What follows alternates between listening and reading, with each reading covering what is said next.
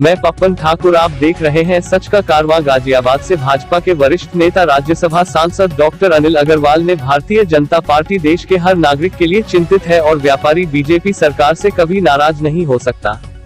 व्यापारियों ने भारतीय जनता पार्टी को हमेशा समर्थन दिया है। मैं भी इसी वर्ग से आता हूं। थोड़ी बहुत परेशानियां आपदा काल में हुई है। व्यापारी ने आपदा में हिम्मत के साथ काम किया है। उन्होंने कहा कि मैं अपने विपक्षियों साथियों को यह कहना चाहूंगा कि यह आपदा काल है, इसमें कोई नकारात्मकता का स्थान नहीं होना चाहिए। हमें अपने जितने भी लोग हैं उनको मनोबल बढ़ाकर रखना चाहिए, तभी हम इस कोरोना महामारी को मात दे सकते हैं। आप देख रहे हैं एक खास रिपोर्ट पप्पन ठाकुर की। ये कहा जाता है कि भाजपा सरकार व्यापारियों की पार्टी है, उसमें नाराजगी क्यों?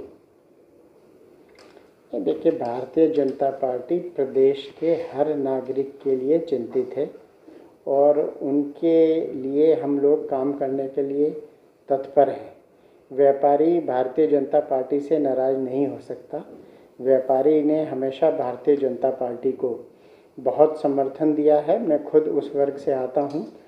थोड़ी बहुत ही परेशानियां इस आपदा काल में हुई हैं, लेकिन व्यापारी ने ही सबसे आगे बढ़ के हिम्मत के साथ इसका सामना किया है और बहुत सारे ऐसे काम किए हैं।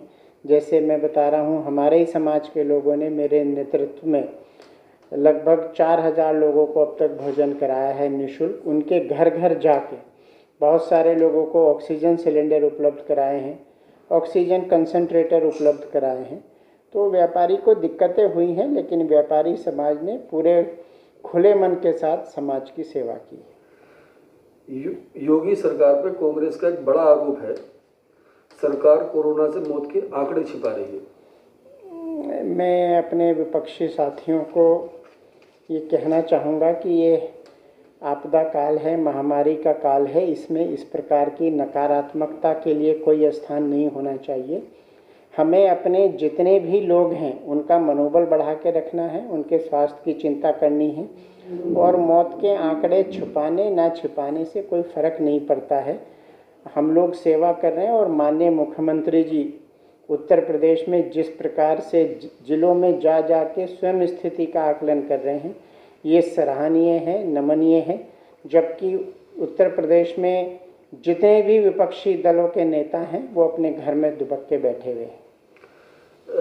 सांसद जी, आप देख रहे हो देश में चुनाव के बाद कोरोना मरीजों में एकदम बढ़ोतरी हुई। सरकार की कोई कमी रही है, जनता की कोई लापरवाही मानते हैं? नहीं, देखिए, ऐसा है, सबकी अपनी अपनी जिम्मेदारियां हैं। लेकिन जब 2 मई को चुनाव के नतीजे घोषित हुए उसके बाद थोड़ी सी दिक्कतें बढ़ी हैं। बल्कि मैं तो दूसरी बात आपको कहूँगा, 25-26 अप्रैल के बाद से 5 मई तक स्थिति विकट थी। 5 मई के बाद स्थितियां लगातार इम्प्रूव हो रही हैं और आज का ही आंकड़ा आपने देखा होगा, उत्तर प्रदेश में जहां एक समय 35, 36, 37 हज़ार तक केस आ रहे थे, आज 8,000 है। रिकवरी रेट बढ़ गया है और माननीय मुख्यमंत्री जी, माननीय प्रधानमंत्री जी के नेतृत्व में जो WHO द्वारा भी निर्धारित की गई नीति है, प्रदेश देश की भी नीति है, ट्रेसिंग, टेस्टिंग, ट्रीटमेंट, इन तीनों मूल मंत्रों के आधार पे हम लोग प्रदेश की सेवा कर रहे हैं और मुझे निश्चित रूप से ये विश्वास है कि आने वाले बहुत जल्द समय में ये जो मरीजों की संख्या है और घट जाएगी। सांसद जी, मुख्यमंत्री जी का लगातार दौरे जारी हैं, उस पर पूर्व मुख्यमंत्री अखिलेश यादव ने तंज किया है कि बेवजह कसरत ना करें, जो कोरोना से पेशेंट हुए उन्हें रिलीफ दिलाएं।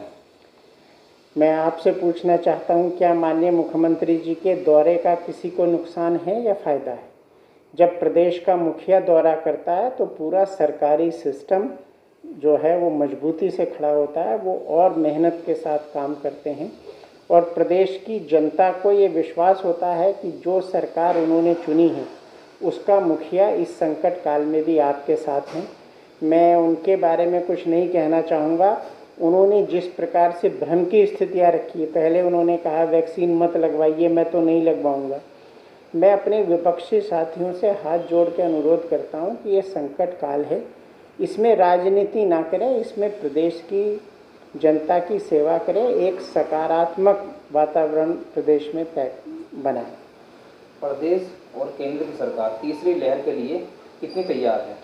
नहीं, देखिए हम लोग तो कोशिश इस काम के लिए कर रहे हैं कि तीसरी लहर नाम की कोई चीज़ ही ना आए। जो हम लोगों ने संकट झेला है, जो जनता ने परेशानी झेली है, जो सिस्टम ने दबाव झेला है, भगवान ना करे ऐसा कभी हो, लेकिन हम लोगों ने, माननीय मुख्यमंत्री जी अभी गाज़ियाबाद आए थे, पीडियाट्रिक्स की ICU बनाना शुरू कर दिया है, क्योंकि उसमें आशंका है कि बच्चों के ऊपर दिक्कत होगी। महिलाओं के लिए कोविड डेडिकेटेड अस्पताल बनाने शुरू कर दिए हैं। ऑक्सीजन कंसंट्रेटर्स, ऑक्सीजन प्लांट्स, और जो भी WHO गाइडलाइंस हैं या जो हमारे एक्सपर्ट्स बता रहे हैं, जो भी चीज़ें हैं उनको हम लोग पूरी तैयारी के साथ अच्छी संख्या में बनाना आरंभ कर दिया है। सांसद जी, लगातार जो है विपक्षी आरोप लगा रहे हैं कि खासकर गाजियाबाद पर कि जब मुख्यमंत्री का दौरा हुआ तो सभी जनप्रतिनिधि बाहर आ गए, उससे पहले जनता त्रस्त थी तो जब नहीं आए। नहीं, देखिए ऐसा नहीं है, आप ये नहीं कह सकते। मैं खुद था, 20 तारीख को मैं कोविड पॉजिटिव हुआ, क्या मैं जनता के बीच जा सकता था? लेकिन उसके बावजूद भी मैंने अपने समाज के लोगों से बात की, व्यापारी वर्ग के लोगों से बात की, और हम लोगों ने घर घर भोजन पहुंचाया। बहुत सारे लोगों का मैं कोविड होने के बावजूद सबके फ़ोन उठाए, जितने ज़्यादा से ज़्यादा लोगों को ऑक्सीजन, कंसंट्रेटर, हॉस्पिटलाइजेशन, सारा काम हमने किया।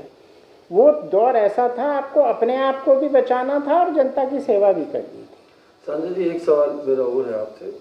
आपने कोरोना काल में अभिभावक संघ ने फीस का मुद्दा उठाया हुआ है, आप भी शिक्षाविद हैं, उन्हें राहत सरकार से उनकी आशा है कि सरकार हमें राहत देगी, इसमें क्या कहना चाहेंगे? देखिए क्या है ना, ये एक बहुत ही संवेदनशील मुद्दा है। पेरेंट्स की अपनी परेशानियां हैं, स्कूल कॉलेज संचालकों की अपनी परेशानियां हैं, सबके ऊपर बड़े बड़े लोन हैं जो स्कूल संचालक हैं, कुछ ऐसे हैं जिनकी स्थिति बहुत अच्छी है। पेरेंट्स भी इस काल में बहुत ग्रसित हैं। मेरी अपनी मानना ये है कि इसमें ये एक ट्राई पार्टी टाइप का होना चाहिए। संचालक भी इसमें एक पॉजिटिव भूमिका निभाएं। मान लीजिए 100 रुपये फीस है, वो लोग भी कोशिश करें कि इसको कम करें, पेरेंट्स भी कुछ देने का मन बनाए, सरकार भी कुछ टैक्सेशन में रिलीफ करे। इस प्रकार से ये एक सामूहिक प्रयास होगा जिससे कि एक सुखद परिणाम सामने आएगा।